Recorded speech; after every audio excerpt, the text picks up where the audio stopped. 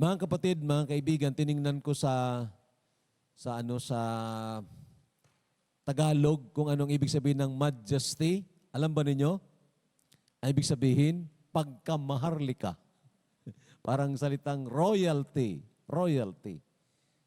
Pagkamaharlika. Grabe.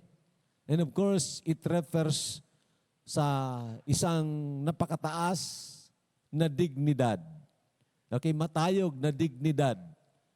At ito ay pinapakita dito ang dignidad, ng dignity ng isang mother, ng isang ina na sa ating kapanahunan ngayon ay parang kulang ng pansin at ang binibigyan ng bali pagpapahalaga ay yung mga sikat na mga babae na mayroong naka-achieve ng mga tagumpay sa pamamagitan o sa aspeto ng pananalapi. Pero hindi yung tinatawag motherhood. Okay? So, subukan po natin, mayroong isang malungkot na pangyayari sa ating kapanahunan ngayon na ang pagiging ina ay parang inaalipusta, parang hindi binibigyan ng tamang dignity at hindi binibigyan ng tamang pagpapahalaga sa ating kapanahunan. Bakit ko nasabi po yan? Kasi mayroong nagsabi, an American activist and a leader, okay, ito si Betty Friedan. Feminist movement yan. Member siya ng feminist movement, yung gustong gawing pantay talaga ang lalaki at babae sa lahat ng aspeto. Gusto kong sabihin po sa inyo, patungkol sa dignidad at pagiging mahalaga ng tao, pantay po ang lalaki at ang babae. Pero patungkol sa function, hindi po pantay. Okay? So dapat maintindihan yan. Pero itong feminist movement, sabi nila lahat ng bagay. Kaya nga parang wala na ng tinatawag ngayon ang babae ay parang magpasakop sa lalaki. In particular sa relationship between husband and wife. Sinasabi nga sa akin ni RJ nung isang araw, ngayon daw ang babae, halimbawa aalalayan mo siya pababa ng tricycle, halimbawa pababa ng sasakyan, maaari kang pagalitan ng babaeng yon. Dahil parang sinasabi mo na mahina siya, kulang siya ng kakayahan, kaya't inaalalayan mo. Yung act of chivalry ay parang nawala na ngayon o parang hindi na muna ma-practice. Pero yan po, pagrespeto ng isang lalaki sa isang babae. Pero dahil nga dito sa feminist movement, ay parang sinisira po ang ganong relationship, loving submission relationship between husband and wife.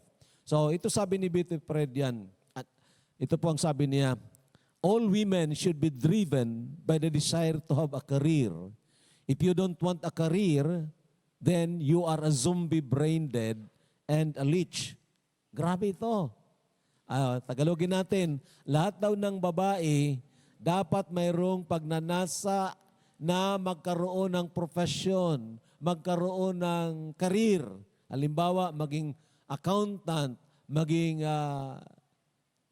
politiko o political figure, magkaroon ng career, magkaroon ng trabaho, magkaroon ng profession. Kung ikaw daw ay isang babae, at ayaw mo nang maging professional na magtatrabaho sa kung saan-saan at maging successful materially, para kang zombie. Zombie daw. At para kang linta na nagsisipsip lang ng dugo ng iba. Grabe naman na paghamak ito. Di ba? So meaning, ang isang mother, isang ordinaryong housewife na nandoon sa bahay niya, hindi siya nakatapos ng pag-aaral, wala siyang trabaho na masasabing mapagkikitaan ng pera, sa harapan nitong mga feminist, para silang sumbi. Ganun ba yun? Ganun ba yun ang tinuturo ng Biblia? Mga kapatid, malungkot po ito. Pero maraming naniniwala sa mga bagay na ito. Now, mayroon akong katanungan lang, daanan ko lang po ito. Masama ba sa isang babae na magtrabaho labas sa kanyang bahay, outside of the home? Masama ba? Of course not. Of course not. Okay? Hindi po masama. In fact, kung titingnan nyo ang picture ng virtuous woman sa Proverbs chapter 31, makikita po ninyo, nagtatrabaho ang babaeng ito, ang mother na ito. In fact, nagdinegosyo pa nga siya, buy and sell. Oh, marami siyang ginagawa maliban doon sa pag-aalaga sa kanyang mga anak at sa pag-aalaga sa kanyang asawa. So, nagtatrabaho nga siya, hindi masama per se. Is it right for a mother to work in an office because she is bored with the role as a mother? Tama ba sa isang babae na nahihirapan ako dito sa pag-alaga sa inyo ng mga anak. Nahihirapan ako dito, mas mabuti nilang mag-opisina ako. Ang ibig sabihin, para bagang ang pag-aalaga sa mga anak at ang pag-alaga sa asawa, isang bagay na parang despise, nakakabagot. Walang kagalakan doon, kaya't kailangan mag-opisina siya. Okay? Tama ba yon? I believe not. Hindi yun tama. Okay? Kung makita lang ng isang babae, ng isang ina, ang pagkamaharlika ng pagiging ina, then hindi niya sasabihin ito. And of course, there's another one. Is it right to advise a mother to work abroad, leaving her small children to be taken care of by another? Now, kung tatanungin niyo ang pastor ninyo, wala akong inadvisean na isang ina na kailangan siyang mag-abroad para makakuha ng pera, iiwanan niya ang kanyang anak sa ibang tao na siyang mag-alaga ng kanyang anak. Wala akong inadvisean dahil ayaw ko na magtrabaho ang nang ganyan. Okay? In fact, naalala ko, nabanggit ko na rin dyan dito sa inyo, nung naimbita ako doon sa Hong Kong na nag-preach ako sa maraming mga ina, binanggit ko lang naman ang ganito, just paraphrasing ng sinabi sa Mark chapter 8, what does it profit a mother if she shall gain Hong Kong dollars and lose her children in the Philippines? Pagkatapos nito, nag-iyakan yung mga ina doon at lumapit sa akin at nagsabi, Pastor, anong gagawin namin? Mali talaga yung nangyari. Iniwan ko ang aking anak, noon 5 years old pa, ngayon 17 years old na adik-adik. Now, sabi ko sa kanila, hindi na ako magdadagdag sa sakit na nararamdaman mo ngayon, pero you have to go back and then ask forgiveness from your child and then, of course, start a new one. Ibig ko sabihin, hindi po ako mag-advise ng ganyan kasi alam natin ang sabi ng salita ng Panginoon na ang motherhood is really majestic. Okay? So ngayon, tingnan natin ang motherhood sa Bible times. Okay? Sa salita ng Panginoon, ito ang itinuturo, ang pagiging ina. Hello, makinig kayo ng maigi. Ang pagiging ina ng isang babae ay natural na pagnanasa ng isang babae na magkaroon siya ng mga anak. Okay? Tingnan nyo ang verse na ito. Genesis 30 verse 1, and when Rachel saw that she bare Jacob no children, Rachel envied her sister and said unto Jacob, give me children or else I die.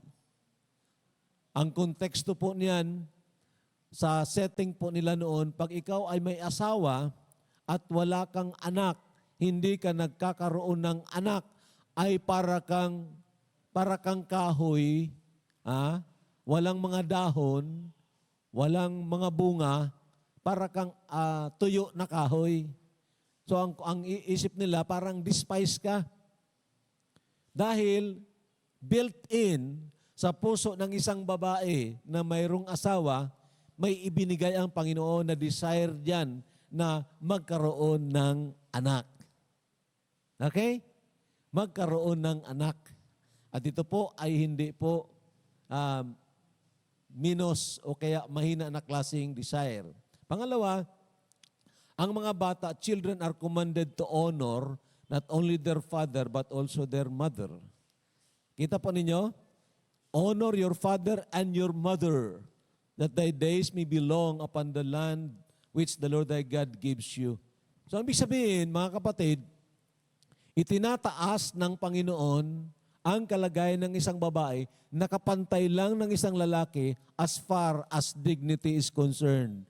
Parehas lang, iginagalang mo ang lalaki, igalang mo ang babae. Ginagalang mo ang tatay mo, igalang mo ang nanay mo.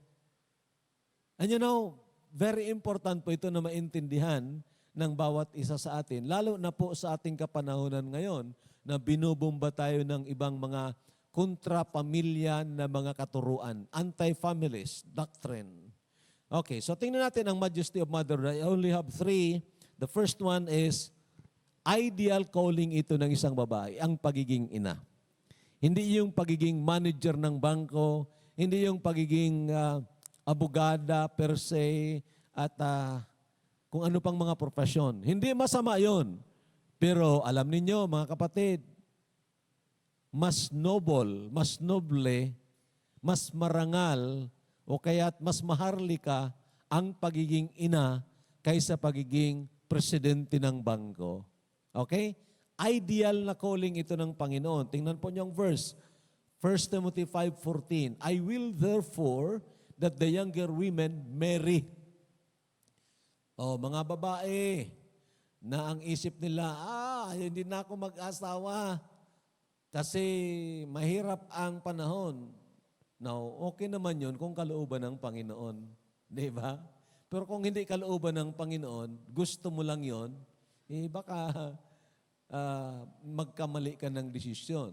Because ideal sa isang babae, mag-asawa siya, magpakasal, bear children, magkaroon ng mga anak, guide the house. I-explain ko ito mamaya, ang pag-guide sa house, that is housekeeping. Give none occasion to the adversary to speak reproachfully. Na parang bang pinapakita kung wala kang anak, parang kakantsawan ka ng kaaway mo. Parang ganon. Okay? Now, ito na po. Ano ang tinatawag na homekeeping? That's the word guide the house. Homekeeping or housekeeping. Ano bang pag-unawa natin? Tagapaglinis lang. Ang mama, dapat yan maghugas ng pinggan, maglinis ng sahig. Yan ang mag-ayos dito sa bahay. Siya palagi ang magluto, siyang maglaba. Iba ang pananaw ng mga tao ngayon sa ganyan. Parang inaalila ang mga ina. Hindi po yan ang ibig sabihin ng Panginoon ng keepers of homes or homekeeping. Ito, pakinggan ninyo, himay-himayin po natin ito. The art of making every place and every situation an atmosphere of joyful interaction. Anong ibig sabihin nito?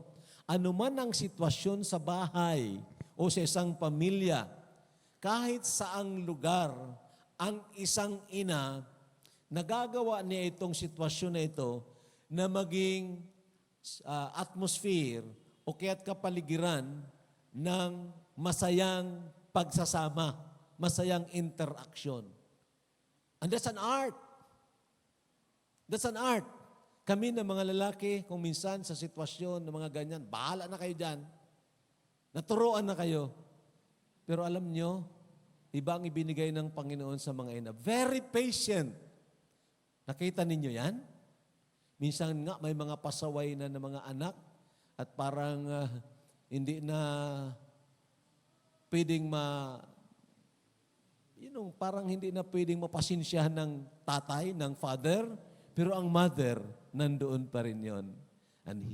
At mayroon siyang kakayahan mula sa Panginoon na ma-convert niya yung sitwasyon na yon into a joyful interaction. At ito pa, enabling every member to grow in all aspects of development.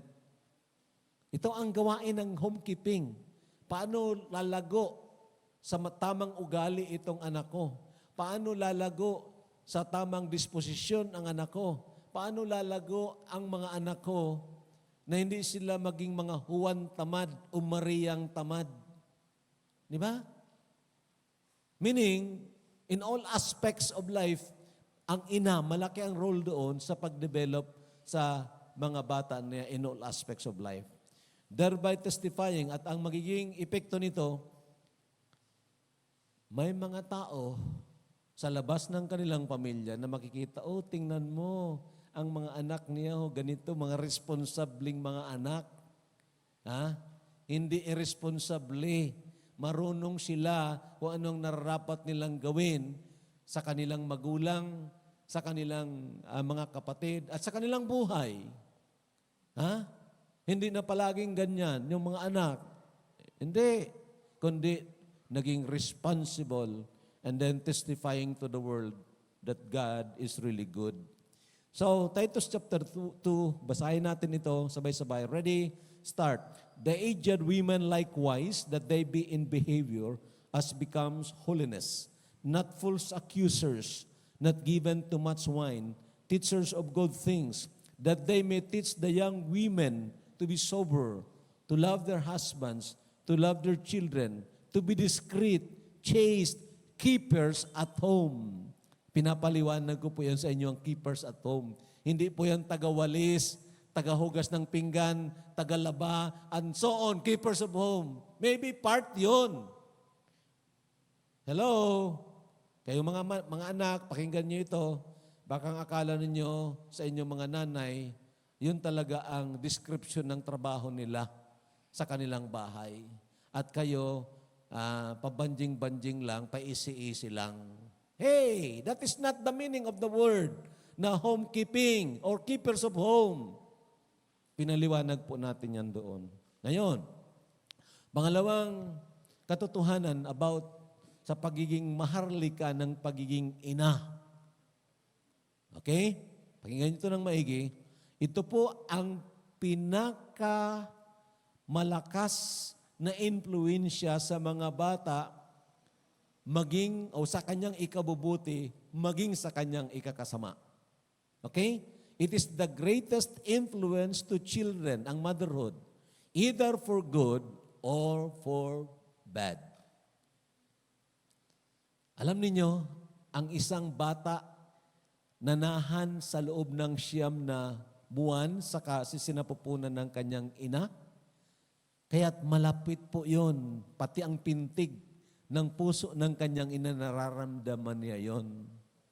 Ang tinig ng kanyang ina, nararamdaman niya yon. Agad-agad na makikilala na yon. At madali siyang ma-influensya ng kanyang ina, kahit na nasa loob pa ng tiyan. At ito may mga patutuos salita ng Panginoon. Halimbawa, basahin natin ito. Come on. 2 Kings chapter 8 verse 26. Sige po, ready, start. 22 years old was Ahaziah when he began to reign, and he reigned 1 year in Jerusalem. And his mother's name was Athaliah, the daughter of Omri, king of Israel. Assignment ko sa inyo, basahin na lang. Pero ang konteksto ay ganito. Pinapaliwanag dito ang nangyari doon sa Israel. Itong si Omri, or Omri, isa ito sa mga taong nagrebelde laban sa hari. At itong si Athaliah, pakinggan nyo ng maigi, si Athaliah, anak ito ni Jezebel, okay, na asawa ni Ahab, na nang nasawa ito ni Jehoram, nasa Judah, sa kingdom of Judah. Nang inasawa ito, gusto niyang ipapatay ang lahat ng mga lahi, mga royal children. Gusto niyang ipapatay. Bad mother. Masamang ina po ito si Athaliah. In-influence niya si Omri, and of course, in-influence niya maging ang asawa niya. Bad influence. At mayroon po niyan sa Bible. Okay? However, there are also mothers who are good influence. Sa 2 Kings chapter 12, verse 1, sabi dito, in the 7th year of Jehoahaz began to reign, and 40 years reigned he in Jerusalem. And his mother's name was Zibiah o Beersheba. Yan lang ang detalye na sinabi patungkol sa anak ni o sa ina ni Jehoahaz. At alam niyo si Jehoahaz was a good king. Mabuting hari po si Jehoahaz. At ito siya ginamit ng Panginoon. So, ang ina, bakit binabanggit itong salita, his mother's name? I believe para ipaalam na malaki ang papel na ginampanan ng isang ina sa kanyang anak kung kaya ito naging masama o kung kaya ito ay naging mabuti. Hello? Mahirap po yan kung hindi natin matanggap agad. Alam ba ninyo kung palamura ka na ina? Kahit hindi mo turuan, magmura ang iyong anak, matututo yan. Di ba? Kung yung itong kobitos, galit palagi pag walang pera, malibong ang payo konduro, makukuha rin yun ng mga anak na training na yon. Pero kung isang ana na mahinahon, isang ina na nananampalataya sa Diyos sa panahon ng problema, anak, manalangin tayo, manalangin tayo. Nagiging influensya, malaking influensya sa mga anak na magtiwala din sa Diyos na sumasagot sa panalangin. Remember that. Mothers, you can be an influence for good or an influence for bad. 30 times po binanggit ang salitang his mother's name. I believe it's not a play of phrases. It's not a play of words. But rather may pinapaalam dyan ang Panginoon sa atin. Of course, pangatlo, tapos na po tayo, ang dali lang po, the majesty of motherhood. It is a picture of the church in relation to the world. Anong ibig sabihin nito? Ang ekleseya ng Panginoon, meaning tayong mga linigtas ng Panginoon, para tayong ina na kailangang manganak at ang panganganak natin ay spiritual na mga anak. Okay? So maging hindi ka o kahit na hindi ka ina, kahit na ikaw ay lalaki, kahit na ikaw ay may asawa pero hindi ka nagkaanak, maaari kang magkaroon ng mga spiritual children. You know that? Yun ang ibig sabihin nito. Okay? Bearing spiritual children from all nations, tongues and people through the gospel of the Lord Jesus Christ. Ito po ang verse. Sige po, Genesis chapter 17 verse 16. Sige po, basahin natin. Start. And I will bless her and give thee a son also of her. Yea, I will bless her, and she shall be a mother of nations. Kings of people shall be of her. Sino po ito? Si Sarah po ito, ang asawa ni Abraham. Na nang mag-asawa sila si Abraham, baog siya. Hindi na pwedeng mag-anak kasi nagmenopause na. Pero sabi ng Panginoon, gagawin kitang ina ng mga bansa. And I believe He's not only speaking of that literal fulfillment na ang lahi ni Abraham ay naging pasimula ng ibang mga bansa o naging bali si Abraham naging ama ng mga bansa.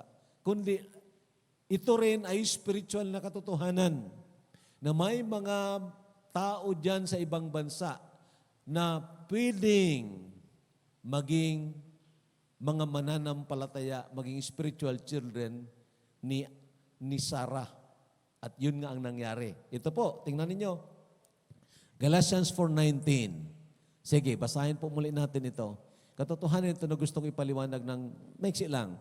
My little children of whom I travail in birth again until Christ be formed in you. Bakit ginamit ito ni Pablo? Ang ganitong salita, may lalaki ba na nagtatravail? Mayroong birth pangs na sinasabi? Kung sa Bicol sa atin, may lalaki ba naka-experience na nagpupuros? Wala. Pero sabi ni Pablo, of whom I travail in birth again. He's speaking about a spiritual children na ipinapanganak sa pamagitan ng pagpapahayag ng Ebanghelyo ng Panginoong Jesucristo. Birth pang is a picture of spiritual labor and suffering in missions. Okay? Ganun ba ang ating mga buhay na nakikita natin maraming mga tao ang hindi pa mananampalataya, so I have to pray for them. Ay new labor, nagtatrabaho ka in prayer na sana itong mga kamag-anakan ko makakilala sa Panginoon. Sana makarinig sila ng Ebanghelyo. Sana sila ay mga ligtas din. At alam ninyo, sagutin ng Panginoon ang panalangin niyan. May mga taong maligtas dahil nanalangin ka at nag-share ka sa misyon, kahit na medyo may kahirapan, at nag-share ka ng salita ng Diyos na hindi naman mahirap sa ating kapanahunan ngayon. Di ba? Ang pag-share ng salita ng Panginoon ngayon, hindi masyadong mahirap katulad noon. Ngayon, isang click ka lang nakita mo na ko. Si pastor nagturo ito totoo bang mayroong impyerno? Pinakinggan mo. Ay, oo nga. Delikado ang aking mga kamag-anak. At tinuro din na pastor, paano makakaiwas sa impyerno? Naku, kailangan sila makaiwas sa impyerno. I-share ko ito. Hindi ba madali lang yan? Mahirap bang gawin yon? Nandito po Sister Ophie. Sister Ophie, with your permission, gamitin ko po ang Sister Ophie, 87 years old lang. Pero marami siyang ginagawa as a mother. And of course, marami siyang ginagawa. Nagbi-business pa nga. Pero hindi nakaligtaan makinig at mag-share, mag-pray sa mga taong mahal niya sa buhay. Hangina, pinapakita niya sa akin ng isang application ng mga preaching ko, agad-agad tinatranslate pala, tinatranscribe pala. Tinatranscribe. Sabi ko, sige. In fact, gusto kong mag-share din niya. Para yung mga wala ng wifi, masira natin. Okay? Yung preaching, actual na preaching, natatranscribe. Mahirap ba mag-share ngayon? Of course, kung talagang nandoon ang travailing, nandoon yung prayer, Lord, kailangan may maligtas dito sa lugar na ito. Sa mga kamag-anak ko, then you will find a way na maipaabot sa kanilang ebanghelyo. Okay? Marami sa inyo siguro ang gumagawa na niyan. Sa Friday, mayroon po ako ng Zoom meeting sa mga listeners ko sa online. Okay? Isasama ko po kayo, the FFBC, nasama ko po kayo para at least makapag-interact po tayo doon. And maybe turuan lang ako ng mga marunong dito, meron tayo ng classroom din doon. Then, makakasama ninyo sila magkaroon ng interactions and praying together. Sa Friday night po yan, 7:30. Okay? So, maraming paraan mga kapatid. Sinasabi ko nga kanina, ito na siguro ang fulfillment ng Psalm 69, I think verse 8, sabi doon, God gave the word. Great is the company who published it. Kasama ba ako doon sa company na yon? Nagturo tayo dito kung paano mag-train o magturo sa mga bata. Mga young people, tinuruan natin dito para magturo sa mga bata. Isa yun sa challenge ko sa kanila, yung verse na yon. At alam ko, hindi mahirap sa inyo. Lalo na dumaan kayo Sunday school. Imposible naman na hindi kayo marunong ng story ng David and Goliath. Hindi kayo marunong sa story ng Moses. Ha? Sino ba ang gumawa ng arko? Si Moses. Oops, delikado. Ano ang ibig sabihin? Alam niyo yan. Bakit ipinalam niya ng Panginoon sa atin? Para ibahagi natin sa iba. Meron tayo mamayang hapon, meron tayo ng children's ministry doon sa San Rafael. Subukan ninyo. Punta kayo doon. Hindi lang itong mga teachers ang magturo. Kayo, mga estudyante natin, nag-OJT doon para magturo. At maaari siguro sa kapitbahay ninyo magawa yan. Di ba? You can bear children kahit na hindi ka ina, literally. Spiritual children, hindi physical. Okay? So itong mahalaga na makita natin ang majesty ng motherhood. Isaiah 54 verse 1. Patapos na tayo. Sing, O barren, you who have not born. Break forth into singing and cry aloud, you who have not labored with child. For more are the children of the desolate than the children of the married woman, says the Lord. Ano kaya ang sinasabi dito ng Panginoon? Hindi ka naman nag-labor, pero mayroon kang mga anak, mas marami pa. It's about spiritual bearing of children. Okay? Pag soul winning, pag-share ng salita ng Panginoon, pagturo sa mga bata, at na makilala nila ang tunay na Kristo at sila'y manampalataya direkta sa Kristong ito. And you know, by the grace of the Lord, balang araw, haharap po tayo sa Panginoon. Ito ang magandang patutuo ng Panginoon o kaya commendation ng Panginoon sa mga taong ginamit nila ang kanilang mga talento para manganak sila spiritually because they have shared the Word of God. Sing o barren, maging magalaka. Ikaw na parang baog, magkakaroon ka ng spiritual children doon sa kaharian ng Panginoon. Ano ang gusto po ninyo? Commendation or condemnation? Commendation o kaya sabihin ng Panginoon doon, harap tayo, anong ginawa mo sa mga anak mo? Bakit hindi mo nadala sa Panginoon? Anong ginawa mo? Anong nangyari doon sa mga bata na maari mo namang abutin pero hindi mo inabutan ng salita ng Panginoon?